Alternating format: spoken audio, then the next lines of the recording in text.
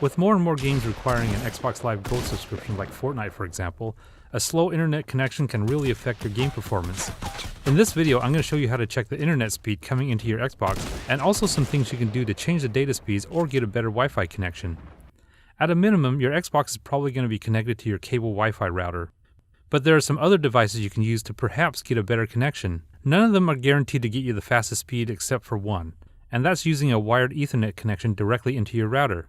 This is the ideal way to connect your Xbox to the internet, but if you're like me, your router is not even close to your Xbox console. So let me demonstrate the speed you can get from a 100 up, 100 down Fios connection.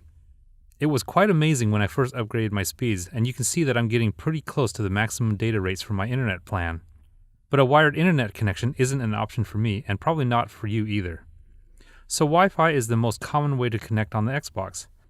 So let me show you my Xbox connection speeds by going to the network settings and selecting the detailed network statistics button. This will check the data speed on the Xbox just like I did with my computer. With the standard Wi-Fi connection, I get 46 megs down and 34 megs up. Not the best considering my 100/100 plan, but with Wi-Fi I have another option.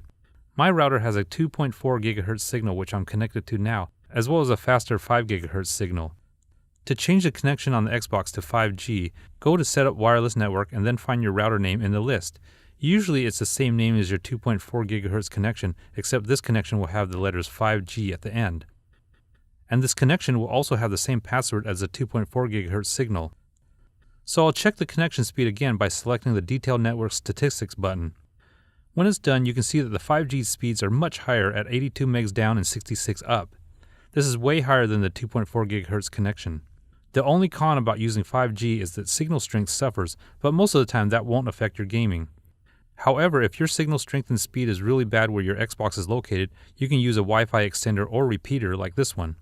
This device will take the signal from your router and rebroadcast it in another part of your house. I have this set up as a repeater which has 2.4 and 5 GHz capability.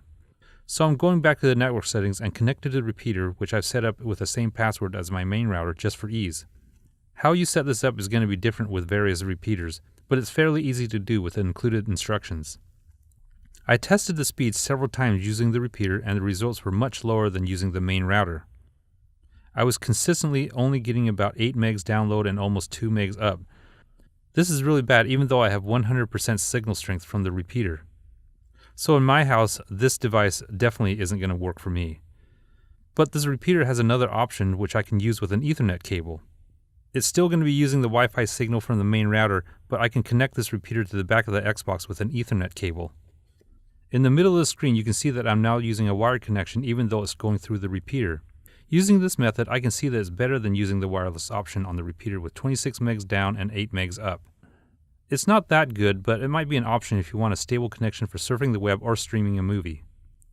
The last option I'm going to show you is using an Ethernet Powerline adapter. This device uses your existing electrical wiring to spread wired internet through the house without having to run Ethernet cable through the walls. It's inexpensive and could be a great option for your home.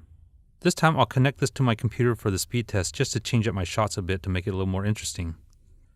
This Powerline adapter is plugged into the wall about 3 feet from my Xbox, and the results from the test are very promising with 65 megs down and 84 megs up. It's not as good as a direct connection to the main router, but it's almost as good as 5G wireless, at least here in my house.